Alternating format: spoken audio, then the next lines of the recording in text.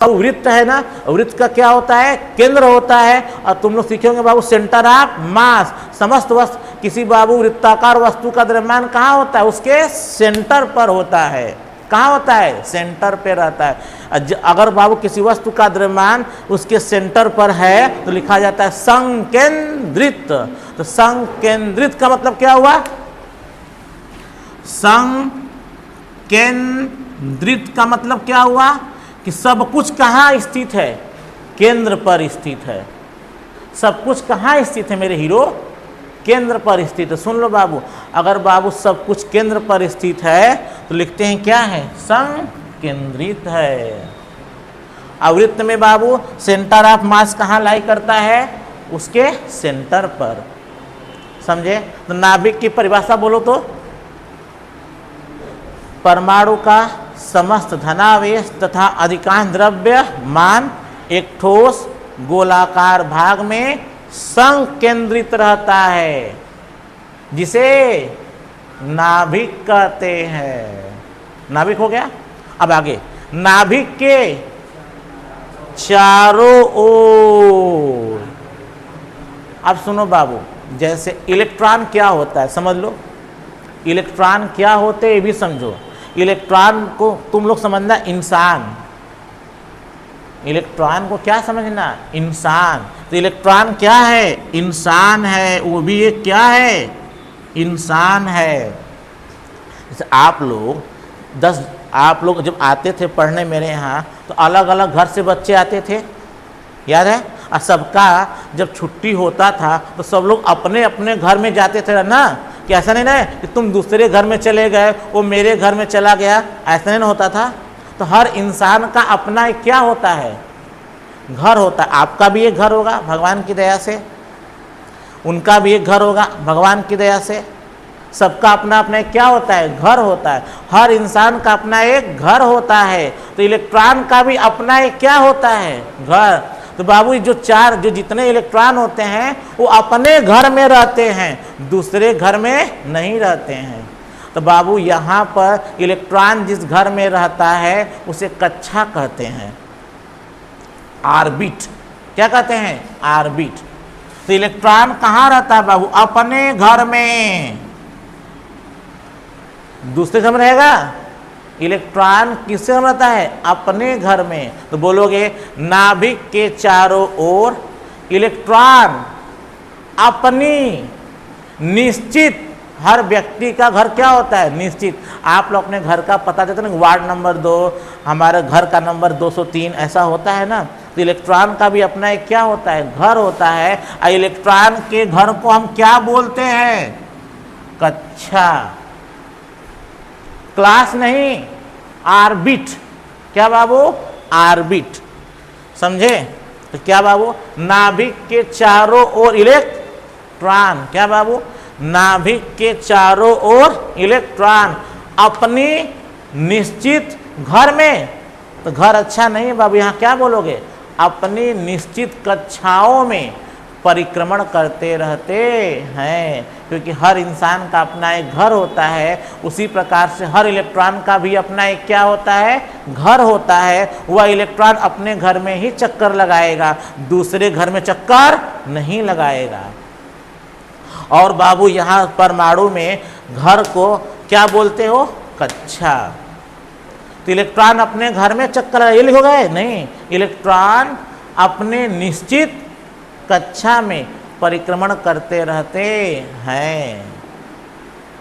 समझे मेरे हीरो, नहीं समझ में आया।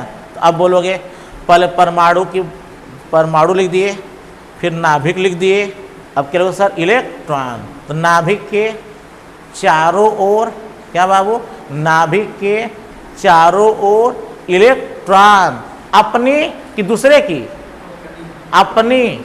उसका घर निश्चित होगा ना, सबका घर निश्चित है ना। कि ऐसा नहीं होता कि हमारा घर आज वार्ड नंबर 2 में है, कल गए तो वार्ड नंबर 4 में हो गया। हमारा घर सैद राजा है, हम गए तो बाबू मेरा घर चंदौली हो गया। ऐसा नहीं होता है, सबका एक अपना एक निश्चित घर होता है। तो इलेक्ट्रॉन के घर को क्या बोलते हैं, कक्षा। अंग्रेजी में क्या बोलते हैं बाबू, ऑर्बिट। तो इलेक्ट्रॉन कहाँ घूमता है? तो कहोगे सर नाभिक के चारों ओर इलेक्ट्रॉन अपनी निश्चित कक्षाओं में परिक्रमण करते रहते हैं। क्लियर हो गया? नाभिक में क्या क्या होता है? नाभिक में प्रोटॉन और न्यूट्रॉन होता है। प्रोटॉन धनावेशित होता है और न्यूट्रॉन उदासीन होता है। तो किसका शकल पढ़ लिए बाबू? परमाणु की। तो सबसे पहले परमाणु के बारे में लिखा जाएगा। तो बताइए बाबू परमाणु के बारे में क्या लिखोगे? तो लिख दो बाबू, लिखोगे दुनिया का। अब चलिए लिखना क्या है? अब जो परमाणु में क्या दिख रहा है? परमाणु में दिख रहा है सर नाभिक दिख रहा है। नाभिक में क्या दिख रहा है? प्रोटॉन दिख रहा है और न्यूट्रॉन दिख रहा है। और परमाणु नाभिक के चारों ओर कौन दिख रहा है? इलेक्ट्रॉन। तो कैसे लिखेंगे परमाणु के बारे में? लेकिन सर पहला दुनिया का प्रत्येक पदार्थ लिखना नहीं है, लिखना नहीं है, समझना है, हम लिखवाएंगे। अभी मेरे साथ एकदम याद कर लीजिए। दुनिया का प्रत्येक पदार्थ सूक्ष्म कणों से मिलकर बना होता है, जिन्हें परमाणु कहते हैं। परमाणु के केंद्र, परमाणु का समस्त धनावेश, परमाणु का समस्त धनावेश तथा अधिकांश द्रव्यमान एक ठोस गोलाकार भाग में संकेंद्रित होता है, जिसे नाभिक कहते हैं। नाभिक में प्रोटॉन तथा न्यूट्रॉन होते हैं। नाभिक के चारों ओर इलेक्ट्रॉन अपनी निश्चित कक्षाओं में परिक्रमण करते रहते हैं।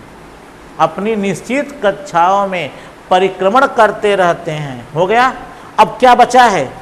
प्रोटॉन कैसा आवेशित होता है? प्रोटॉन धनावेशित होता है, इलेक्ट्रॉन ऋणावेशित होता है तथा न्यूट्रॉन उदासीन है। तो लिखो सर प्रोटॉन वैद्युत रूप से धनावेशित कामा, इलेक्ट्रॉन वैद्युत रूप से ऋणावेशित तथा न्यूट्रॉन वैद्युत रूप से उदासीन होता है। तो बोलो मेरे हीरो, आप लोग को परमाणु के बारे में एकदम अच्छे से पता चल गया? अगर आएगा लिखने को कि आवेश उत्पत्ति का इलेक्ट्रॉनिक सिद्धांत लिखिए, तो सबसे पहले किसके बारे में लिखोगे सर? तो उदासीन कौन? परमाणु। धनावेशित कौन? परमाणु। ऋणावेशित कौन? परमाणु। तो सबसे पहले परिभाषा किसकी? तो परमाणु की परिभाषा लिख दोगे क्या? मेरे साथ बोलो। परमाणु दुनिया का प्रत्येक पदार्थ सूक्ष्म कणों से मिलकर बना होता है, जिन्हें परमाणु कहते हैं। हो गया? अब कहाँ हो गए?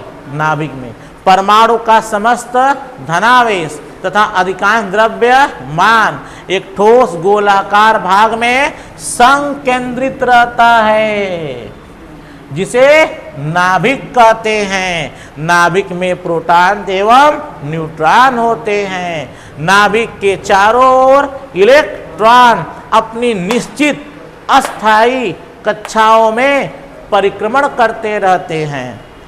प्रोटॉन वैद्युत रूप से धनावेशित, न्यूट्रॉन वैद्युत रूप से ऋणावेशित, प्रोटॉन वैद्युत रूप से धनावेशित, इलेक्ट्रॉन वैद्युत रूप से ऋणावेशित तथा न्यूट्रॉन उदासीन होता है। बोलो कैसा लगा? बातें समझ में आ गई? अब चलिए, अब परमाणु के बाद क्या पढ़ने वाले हैं? परमाणु होता कैसा है? उदासीन। अब हम लोग सीखेंगे उदासीन कब होता है, उदासीन होने का कारण क्या है। फिर पढ़ेंगे धनावेशित, परमाणु के धनावेशित होने का कारण क्या है और कैसे होता है। फिर परमाणु कैसा है? ऋणावेशित, कब होता है और कैसे होता है, कब होता है और कैसे होता है। कितना मिनट हुआ? चलिए तो पढ़ाते हैं पूरा, बैठिए। चलिए बाबू अब आगे बढ़ते हैं ना, आगे बढ़ा जाए। तो परमाणु पढ़ लिए, क्लियर। अब क्या पढ़ने जाने हैं? उदासीन कब होता है, धनावेशित कब होता है और ऋणावेशित कब होता है, सीखा जाए। आइए बाबू, तो अब हम पहला सीखेंगे उदासीन के बारे में कि परमाणु कब उदासीन होता है। एकदम वीडियो पॉज करके बाबू ये सब फिगर आपको बनाना है। कहाँ पर? फेयर पे नहीं, अभी रफ पर बनाना है। नहीं तो आप कैसे बनाएंगे? वीडियो क्या करेंगे? पॉज करेंगे, अब फिर बनाएंगे। नहीं तो थोड़ा रंग देंगे बाबू। सबका बाबू नोट्स व्हाट्सएप ग्रुप पे सेंड कराएंगे। एक बात और बाबू कि अगर कुछ बच्चे को लग रहा है कि ऑनलाइन क्लासेस में केवल सुरेश क्लासेस के बच्चों का एडमिशन हो रहा है, तो यह गलत इन्फॉर्मेशन है बाबू। ऑनलाइन क्लासेस में किसी भी कोचिंग के बच्चे हो, सबका एडमिशन होगा। एडमिशन के लिए किस नंबर पे आपको फ़ोन करना है बाबू? 7007530937। बाबू सुरेश क्लासेस की खासियत है, हर चीज़ को अच्छे से पढ़ाई जाएगी, समझा कर पढ़ाया जाएगा, और बाबू सिलेबस को टाइम से ख़त्म करने की हर संभव कोशिश की जाती है, और कंफर्म बाबू पूरा भी हो जाता है। अतः आप किसी कोचिंग के बच्चे हैं, सबका एडमिशन सुरेश क्लासेस में होगा। उसकी फ़ीस कितनी है, एडमिशन कैसे हो रहा है, आप इस नंबर पे बाबू फ़ोन करके आप अपना क्वेश्चन पूछ सकते हैं, तो आपको सब इन्फॉर्मेशन दे दी जाएगी। ये भी ध्यान रखिएगा, ठीक है ना बाबू। नंबर क्या है? 7007530937। चलिए आगे चलते हैं बाबू। तो परमाणु, तो बाबू क्या था? आवेशित होने के आधार पर परमाणु 3 प्रकार के होते हैं। पहला उदासीन, दूसरा धनावेशित, तीसरा ऋणावेशित। कौन होता है? परमाणु। तो हम लोग बाबू सबसे पहले क्या पढ़ लिए? किसकी परिभाषा पढ़ लिए? परमाणु की। और हमें यहाँ जहाँ तक लगता है कि अब मेरे बच्चों को परमाणु के बारे में लिखने को अगर आएगा तो आराम से लिख लेंगे। मैं लिखवाऊंगा, फेयर भी कराऊंगा सर, पैसा लिया हूँ ना आपसे, फेयर भी कराऊंगा। और ऐसा मत सोचना कि ऑनलाइन क्लासेस बंद हो जाएगी बाबू, नहीं। सुरेश क्लासेस का ऑनलाइन ऑफलाइन दोनों बैच चलेगा और हमेशा चलेगा बाबू। अब परमाणु के बारे में 3। परमाणु कैसा होता है? उदासीन। तो पहला अब हम लोग सीखने वाले हैं कि सर उदासीन कब, परमाणु को उदासीन कब कहते हैं, परमाणु उदासीन कैसे होता है, उसका क्या कारण है। तो अब हम लोग पढ़ने वाले हैं, परमाणु पढ़ लिए, तो अब हम लोग पढ़ने वाले हैं बाबू कि परमाणु वैद्युत रूप से क्या होता है? उदासीन। तो दूसरा पढ़ने वाले हैं क्या बाबू? उदासीन। आप लोग ये सब कहाँ लिखोगे सर? अपने रफ वाले कॉपी पर। कैसे लिखेंगे सर? वीडियो क्या करेंगे? पॉज करेंगे, ठीक। तब आइए अब उदासीन की बात करते हैं सर। आपको सिखाना है उदासीन, न्यूट्रल। तो उदासीन का मतलब मैं क्या, अगर कोई कह देता है परमाणु उदासीन है, जैसे कभी कभी यूपी बोर्ड में सवाल आ जाता है, परमाणु उदासीन है स्पष्ट कीजिए, 1 नंबर, आधा नंबर। तब कैसे बोलोगे? स्पष्ट कीजिए का मतलब होता है कारण बताइए कि परमाणु उदासीन क्यों है। तो परमाणु उदासीन है क्यों, या परमाणु उदासीन है इसका अर्थ समझाइए, क्या तात्पर्य है। तो बोलोगे परमाणु उदासीन है अर्थात परमाणु पर उपस्थित कुल आवेश का मान 0 है। तो उदासीन का मतलब बाबू ये मत कहना कि मेरी गर्लफ्रेंड मुझे छोड़कर चली गई इसलिए मैं उदास हूँ अतः मैं उदासीन हूँ, ऐसा नहीं है। उदासीन का क्या मतलब हुआ सर? तो बोलोगे उदासीन का मतलब होता है परमाणु पर उपस्थित कुल आवेश कितना है बाबू? 0 है। परमाणु पर उपस्थित कुल आवेश क्या है? 0 है। तो आइए मेरे हीरो बात करते हैं उदासीन के बारे में। उदासीन समझ गए? उदासीन मतलब परमाणु पर उपस्थित कुल आवेश क्या है? 0 है। मैं एक बाबू उदासीन मुझे समझाना है, धनावेशित समझाना है, ऋणावेशित समझाना है, तो इससे पहले एक एग्जाम्पल से समझते हैं। तुम पता है उदासीन कौन होता है? परमाणु। धनावेशित कौन होता है? परमाणु। ऋणावेशित कौन होता है? परमाणु। अतः हम सबसे पहले एक परमाणु लेते हैं उस परमाणु का नाम लेते हैं सोडियम। नाम सुने हो? नाम सुने हो सोडियम? नहीं सुने होगे। नाम सुने हो सोडियम? तो सोडियम का परमाणु क्रमांक कितना होता है? 11। याद है? तो आप लोग जब क्लास 11 में आए होंगे तो केमिस्ट्री में सबसे पहले पढ़े होंगे इलेक्ट्रॉनिक कॉन्फ़िगरेशन, इलेक्ट्रॉनों की संख्या, प्रोटॉनों की संख्या, न्यूट्रॉनों की संख्या पढ़े होंगे ना। तो बस वही चीज़ में आना चाहिए। यदि आपको नहीं आता है तो और अच्छी बात है। अगर आपको नहीं आता तो और अच्छी बात है। क्यों सर? मैं और अच्छे सिखाऊंगा आपको। तो मान लेते हैं सोडियम, ठीक, एग्जाम्पल लेकर सिखाना पड़ेगा। उदासीन कैसे किसे कहते हैं, कब होता है, ये सब एक तो एग्जाम्पल लेना पड़ेगा। तो मैंने एग्जाम्पल किसका लिया बाबू? सोडियम। सोडियम का परमाणु क्रमांक कितना होता है? 11। क्या होता है? 11।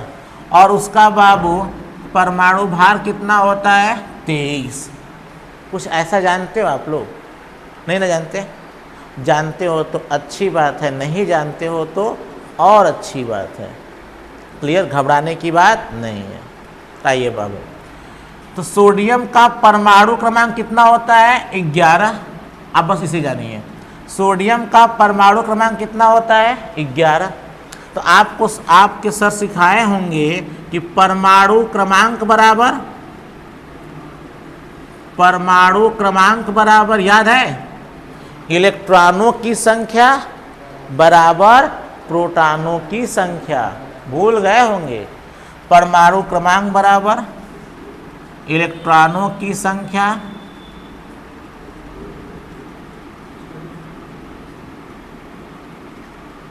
बराबर प्रोटॉनों की संख्या, बराबर प्रोटॉनों की संख्या, प्रोटॉनों की संख्या। इतना आप लोग को पता होगा। क्लियर? तो बताओ हम कौन सा परमाणु लिए हैं? सोडियम का परमाणु क्रमांक कितना होता है? 11। तो परमाणु क्रमांक बराबर क्या होता है? इलेक्ट्रॉनों की संख्या बराबर प्रोटॉनों की संख्या। तो मेरे हीरो, अगर परमाणु क्रमांक 11 है तो इलेक्ट्रॉनों की संख्या भी 11 होगी और प्रोटॉनों की संख्या भी 11 होगी। कैसा लगा आपको? समझ में आया? अब सोडियम परमाणु है, इसका शकल बनाया जाए। बोलो यार, सोडियम क्या है? परमाणु। अब परमाणु का शकल बनाया जाए। आइए शकल बनाते हैं उसका। बताओ परमाणु के शकल में सबसे पहले कौन आने वाला है? बोलो तो। नाभिक। अरे बोलो यार, नाभिक। लो बना दिए नाभिक। पेट वाली नाभि नहीं बाबू, कुछ करो नाभि मध्य कहाँ बात करे, कहाँ प्रोटॉन न्यूट्रॉन ये सब बतियाओ, गजब हुआ। हम नाभि नहीं कह रहे हैं, नाभिक कह रहे हैं। लिख दीजिए, लिख दीजिए। आप बात नहीं समझते हम लोग को। आप तो जानते हैं ना हम लोग कैसे इंसान है, कैसे थे। हाँ बाबू मुझे पता है। नाभिक है, अंग्रेजी में न्यूक्लियस कहते हैं। क्या कहते हैं? न्यूक्लियस। तो नाभिक में क्या है? प्रोटॉन है। नाभिक में क्या है? न्यूट्रॉन है। क्लियर? बताओ प्रोटॉनों की संख्या कितनी है सर? 11। हम न्यूट्रॉन की संख्या नहीं लिखेंगे। पूछो क्यों? न्यूट्रॉन पर कोई आवेश नहीं होता। चाहे 20 हो तब भी 0 होगा। अगर 20 न्यूट्रॉन हो तब भी उसका कुल आवेश 0 होगा। अगर न्यूट्रॉन 25 है तब भी न्यूट्रॉन पर आवेश कितना होगा? 0 होगा। अतः न्यूट्रॉन की संख्या से हमें लेना देना नहीं है। एक बात और सीख लो बाबू, सुन लो, मेरी बात ध्यान सुनना। नाभिक से न्यूट्रॉन एवं प्रोटॉन को निकालना मुश्किल ही नहीं, नामुमकिन है। आपको याद है डान मूवी का डायलॉग, डान को पकड़ना मुश्किल ही नहीं, नामुमकिन है। मुश्किल ही नहीं, नामुमकिन है। तो वही प्रोटॉन बोल रहा है, डान। नाभिक का डान कौन? प्रोटॉन और न्यूट्रॉन का कह रहा है। नाभिक से, किससे? एकदम बाबू काला ऐसे करके, नाभिक से प्रोटॉन और न्यूट्रॉन को निकालना मुश्किल ही नहीं नामुमकिन है, लेकिन असंभव नहीं है। मतलब प्रोटॉन और न्यूट्रॉन को निकाला जा सकता है, निकालने के लिए बहुत ज़्यादा ऊर्जा की आवश्यकता होगी। ये बात की बात है, जब पढ़ा जाएगा बंधन ऊर्जा, न्यूक्लियर एनर्जी, वो बात की बात है ना। अभी इतना जानिए कि एक डायलॉग नाभिक का डायलॉग वो क्या है बाबू, प्रोटॉन और न्यूट्रॉन बोल रहा है क्या, नाभिक से हम लोगों को निकालना, हम लोग मतलब प्रोटॉन एवं न्यूट्रॉन को निकालना मुश्किल ही नहीं नामुमकिन है। तो अपने दिमाग में डाल लो, नाभिक कभी भी प्रोटॉन को निकाल सकते नहीं, कभी भी न्यूट्रॉन को निकाल सकते नहीं। इसका मतलब जब प्रोटॉन को निकाल ही नहीं पाओगे तो प्रोटॉन की संख्या कभी बदलेगी, तो कहोगे सर प्रोटॉन की संख्या कभी भी नहीं बदलेगी। ध्यान से सुनिए, ध्यान सुनिएगा, ठीक है, इधर ध्यान से बिल्कुल होकर के बिल्कुल कंसंट्रेट होकर के सुनिए ध्यान से। प्रोटॉन की संख्या कितनी है बाबू, 11। कितनी है, 11। अगर प्रोटॉन अगर एक निकाल लोगे, बस समझने के लिए, अगर प्रोटॉन एक निकाल लोगे तो अब बताओ प्रोटॉन की संख्या कितनी हो जाएगी, 10 हो जाएगी।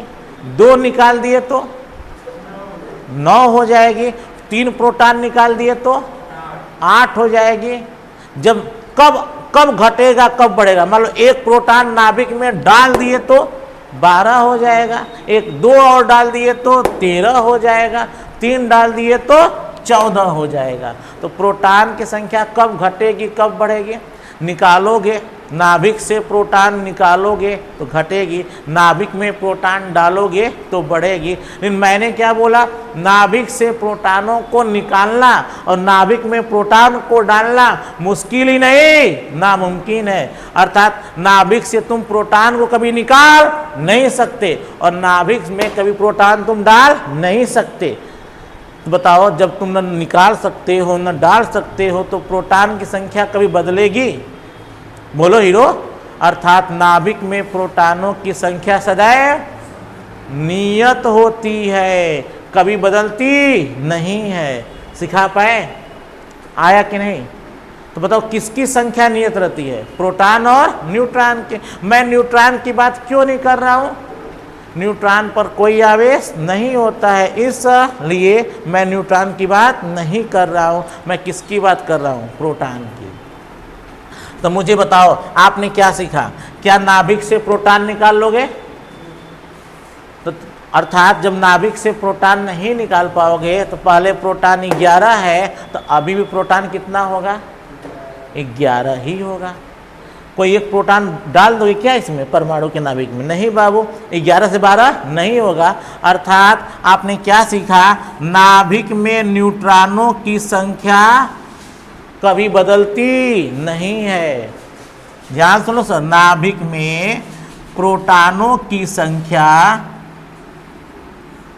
नाभिक में प्रोटॉनों की संख्या कभी बदलती नहीं है।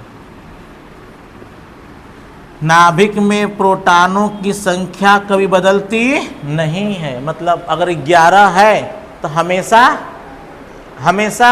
11 ही रहेगा। बोलो कैसा लगा? अब चलिए, अब इसके चारों ओर नाभिक की बात हो गया, और नाभिक के चारों ओर कौन होता है, इलेक्ट्रॉन। अब मैंने कहा था, याद करो, मैं डायलॉग मारा था केमिस्ट्री के लेक्चर में कि हम केमिस्ट्री नहीं पढ़ रहे हैं, केमिस्ट्री के साथ साथ फिजिक्स पढ़ रहे हैं। याद करो, नाइट्रोजन के बाहरी सेल में कितने इलेक्ट्रॉन, 5। भूल गए, सब कहानी खत्म। ऑक्सीजन के बाहरी सेल में कितने इलेक्ट्रॉन, ये कब की बात है, कब पढ़ाए थे? अब ऐसा नहीं कर सकते, क्यों? वीडियो आपके सामने है। हम जानते हैं मेरे बच्चे भूल चुके होंगे। कैसे मैं याद है, पहले कोष में 2 इलेक्ट्रॉन, पहले कोष में 2 इलेक्ट्रॉन, भूल गए ना?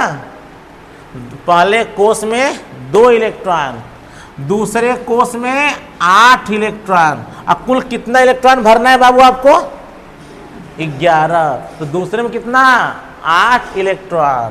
तो 1 2 3 4 5 6 7 8, दूसरे में 8 इलेक्ट्रॉन।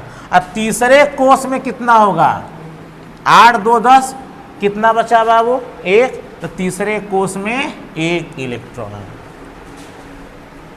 तो यह बाबू सोडियम का क्या बन गया? स्ट्रक्चर। बातें सिखा पाए? समझ में बात आया? तो क्या नाभिक में प्रोटॉनों की संख्या कभी बदलेगी? तो बताओ, सोडियम परमाणु में हमेशा प्रोटॉन कितने होंगे?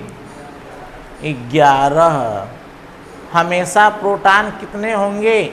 11। अर्थात सोडियम परमाणु में कभी भी प्रोटॉनों की संख्या नहीं बदलेगी। मैंने एक बात बोला, नाभिक से प्रोटॉनों को निकालना मुश्किल ही नहीं, नामुमकिन है, लेकिन असंभव मैंने ये बोला है, ध्यान रखिएगा बाबू। चलिए, तो हम लोगों ने सोडियम परमाणु का क्या बना दिया? स्ट्रक्चर। यह सिखा दे कि नाभिक में प्रोटॉनों की संख्या कभी बदलती नहीं है। अब बेटा इसको आप लोग वीडियो पॉज करके इसे क्या करेंगे? बना लेंगे। अब एक बात और, हम पढ़ क्या रहे हैं? आवेश उत्पत्ति का इलेक्ट्रॉनिक सिद्धांत। हम पढ़ क्या रहे हैं? आवेश उत्पत्ति का इलेक्ट्रॉनिक सिद्धांत। फिजिक्स लगातार चलेगा। आवेश उत्पत्ति का इलेक्ट्रॉनिक सिद्धांत। अभी तो लैब में आए हैं, अभी तो बहुत शुरू किए हैं फीस पढ़ाना। ऑफलाइन होता तो बहुत 6 घंटा चलता फिजिक्स। शुक्र मनाओ कि ऑनलाइन है। अभी तो हम अभी क्या आए हैं? लैब में आए हैं। चलिए देखिए ध्यान से, तो बाबू वीडियो पॉज करके ये सोडियम परमाणु का क्या बना लेना? स्ट्रक्चर। कैसा लगा? एंजॉय कर रहे हो ना? अब चलिए बाबू, तो हम लोग पहला अब क्या पढ़ने वाले हैं? उदासीन। तो चलिए बाबू बताइए, तो सोडियम परमाणु में प्रोटॉनों की संख्या बताइए तो सर, बोलो ध्यान से। Proton, electron.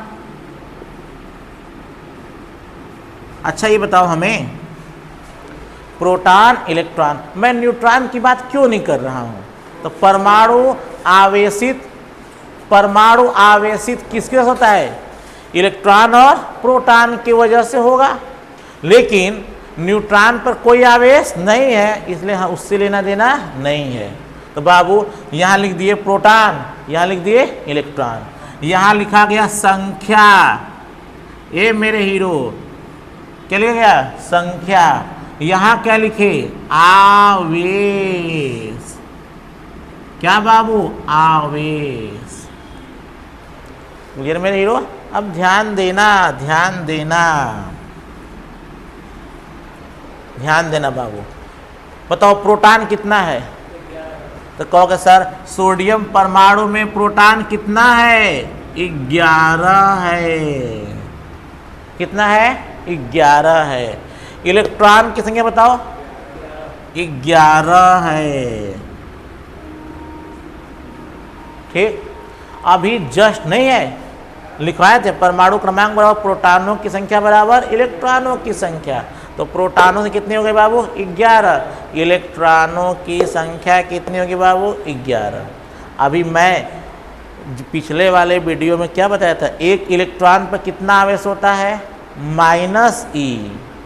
याद है? तो एक इलेक्ट्रॉन पर आवेश -e, तो 11 इलेक्ट्रॉन पर आवेश -11e, मतलब -11e। कैसा लगा? अब बताइए प्रोटॉन की संख्या कितनी है बाबू? 11। एक प्रोटॉन पर कितना आवेश? +e। तो 11 प्रोटॉन पे कितना आवेश? +11e। क्लियर? अब बताओ उदासीन का मतलब क्या होता है? कुल आवेश। अब क्या निकालो? कुल आवेश निकालो। तो बाबू यहां नीचे लिखो कुल आवेश का मान निकालो तो बाबू, तो कुल आवेश कितना होगा, तो कुल आवेश Q बराबर +11E -11B क्या हो गया, अब कितना हो गया 0। तो आपने क्या सीखा कि कुल आवेश का मान 0 हो गया, इसका मतलब परमाणु क्या है, उदासीन। तो सुन लो बाबू, परमाणु उदासीन है, इसका क्या मतलब हुआ, प्रोटॉनों की संख्या और इलेक्ट्रॉनों की संख्या आपस में बराबर होगी। तो सवाल था परमाणु वैद्युत रूप से उदासीन है, स्पष्ट कीजिए। इसका उत्तर लिखोगे परमाणु वैद्युत रूप से उदासीन है, इसका तात्पर्य यह है कि परमाणु के प्रोटॉन कहाँ होता है, प्रोटॉन कहाँ होता है जी, तो नाभिक में। इलेक्ट्रॉन कहाँ होता है, नाभिक के चारों ओर परिक्रमण करता है। तो बोलोगे परमाणु वैद्युत रूप से उदासीन है, स्पष्ट कीजिए। तो बोलोगे सर उदासीन का मतलब हो गया कि प्रोटॉन की संख्या और इलेक्ट्रॉन की संख्या आपस में क्या है, बराबर। तो कोई पूछेगा परमाणु उदासीन है क्यों, तो क्या बताओगे, बोलोगे क्योंकि प्रोटॉन, परमाणु में प्रोटॉनों की संख्या और इलेक्ट्रॉनों की संख्या आपस में बराबर है। बोलो कैसा लगा, सिखा पाए, उदासीन का मतलब समझ पाए। उदासीन का मतलब क्या हुआ, उदासीन कब होगा, तो क्या बोलोगे, प्रोटॉनों की संख्या और इलेक्ट्रॉनों की संख्या आपस में बराबर।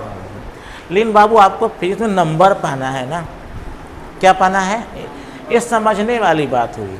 ये तो बाबू लोग कहते हैं लिख दो नंबर मिल जाएगा, पर बाबू जो फिजिसिस्ट होता है, भौतिकविद होता है, वो यह चाहता है कि मुझे मेरी टर्मिनोलॉजी में उत्तर मिले, समझे। तो इसका जवाब कैसे दोगे, ये तो बात, हाँ पास होने के लिए 70 में 40 नंबर तो पा जाओगे, 70 में 40 नंबर तो पा जाओगे, पर पास होने के लिए क्या लिखना पड़ेगा, सुनो इधर, पास होने के लिए लिख दोगे सर ना परमाणु उदासीन है, क्यों, क्योंकि बाबू परमाणु में प्रोटॉनों की संख्या और इलेक्ट्रॉनों की संख्या आपस में बराबर है। 1 नंबर का है तो आपको आधा नंबर मिल जाएगा।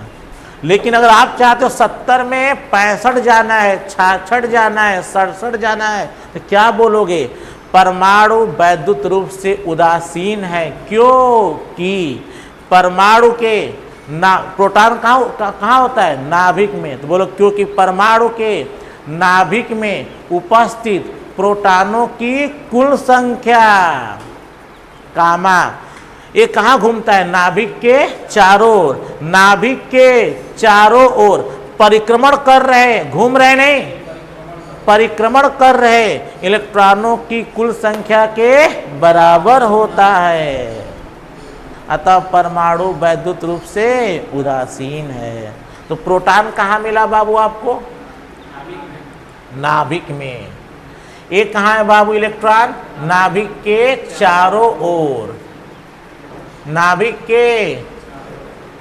तो हेडिंग और डाल दिए उदासीन, क्या डाल दिए बाबू हेडिंग, उदासीन। तो क्या लिखोगे सर, तो लिखोगे सर परमाणु के नाभिक में उपस्थित प्रोटॉनों की कुल संख्या कामा। प्रोटॉन कामा कहाँ लगाते हैं, जब एक बात कंप्लीट हो जाए दूसरी बात शुरू हो जाए तो वहाँ क्या लगाते हैं, कामा। तो पहली बात किसकी कर रहे हैं सर, प्रोटॉन की। तो बोलोगे सर परमाणु वैद्युत रूप से उदासीन है क्यों, लियो सर परमाणु वैद्युत रूप से उदासीन है क्योंकि परमाणु के कहाँ, परमाणु के कहाँ, नाभिक में उपस्थित प्रोटॉनों की कुल संख्या कामा नाभिक के चारों ओर परिक्रमण कर रहे इलेक्ट्रॉनों की कुल संख्या के बराबर है। कैसा लगा, उदासीन समझ में आ गया, बोलो मेरे हीरो, उदासीन अच्छे से आया। अब कोई पूछ दे, पहला उदासीन का 2 मतलब सिखा दिए। पहला सिखाया क्या, उदासीन का मतलब कुल आवेश। कुल आवेश 0 कब होगा, जब प्रोटॉनों की संख्या और इलेक्ट्रॉनों की संख्या आपस में बराबर होगी। नहीं मजा आया ना, उदासीन की 2 बार सीखे। आगे से कोई बोलेगा मैं उदास हूँ, तो क्यों? क्योंकि मेरी गर्लफ्रेंड छोड़कर भाग गई। तो क्यों छोड़कर भाग गई तुम्हारी गर्लफ्रेंड? तुम ऐसे ही बकलोल थे। ये बोलोगे, थप्पड़ से मारेंगे बाबू, फेल हो जाओगे। ठीक है, आ गया फिजिक्स में। कई तो लिखते हैं अभी पीछे कि परमाणु उदासीन है, तो माना परमाणु बराबर जितेंद्र, हेमा मालिनी छोड़कर भाग गई, परमाणु हम उदासीन हो गए। ऐसा नहीं होता बाबू। फिजिक्स में आते हैं, फिजिक्स में बाबू परमाणु उदासीन है। उदासीन का दो मतलब सिखा दिए। पहला मतलब क्या? कुल आवेश का मान। अरे बोलो यार, कुल आवेश का मान शून्य। घर पे चिल्लाओ ना यार, भले लोग पागल हो जाए, बात अलग है, चिल्लाओ। उदासीन का दो मतलब सीख लिए। क्या क्या? पहला कुल आवेश शून्य है। और कुल आवेश शून्य क्यों है? क्योंकि प्रोटॉनों की संख्या और इलेक्ट्रॉनों की संख्या आपस में बराबर है। कैसा लगा मेरे हीरो?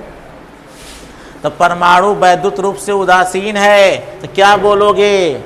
इसका यह तात्पर्य है कि परमाणु के नाभिक में उपस्थित प्रोटॉनों की कुल संख्या कामा नाभिक के चारों ओर परिक्रमण कर रहे इलेक्ट्रॉनों की कुल संख्या के बराबर है। इसलिए परमाणु उदासीन है, अर्थात परमाणु पर उपस्थित कुल आवेश शून्य है।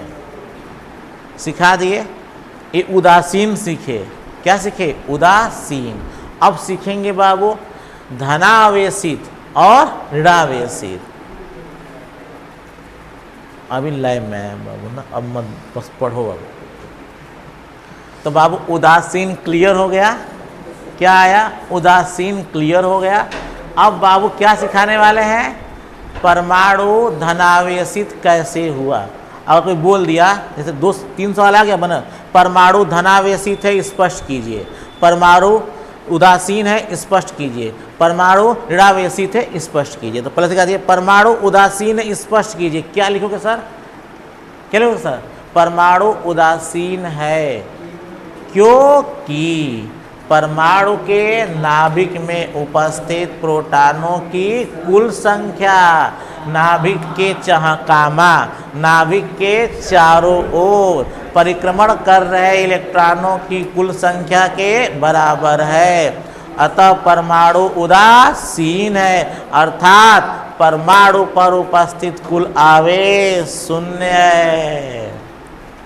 हमको नहीं आया, एक बार सुन लो, मेरा पढ़ाया नहीं आया, धरती पर कोई तीसरा नहीं पढ़ाएगा। दूसरा कौन पढ़ाएगा? ब्रह्मा जी। और ब्रह्मा जी धरती पर तुम पापियों के लिए नहीं आएंगे।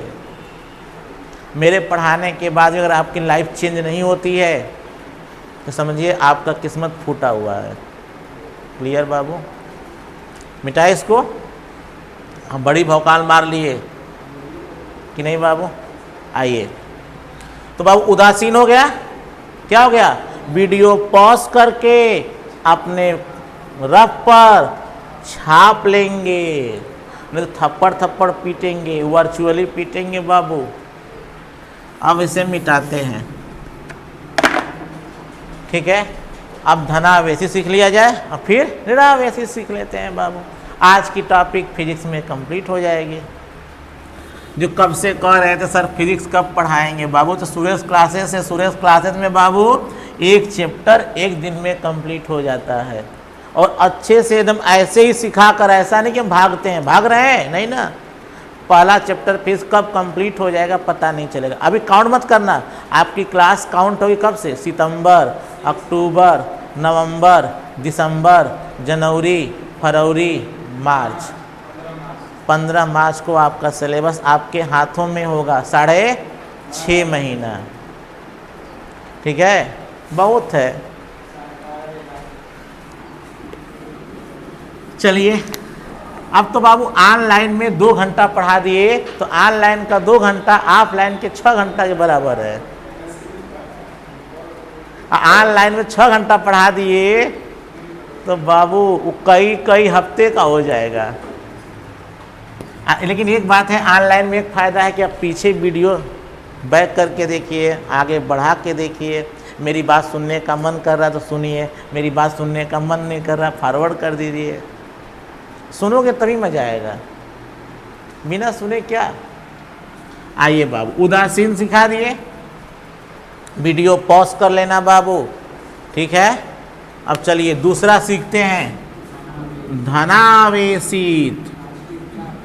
अब सुन लो मेरे हीरो, अगर मेरे साथ अगर रिवीजन कर लिए तो ज़िंदगी भर के लिए नहीं, कम से कम 6.5 महीने के लिए हो जाएगा। अब पेपर में आएगा ना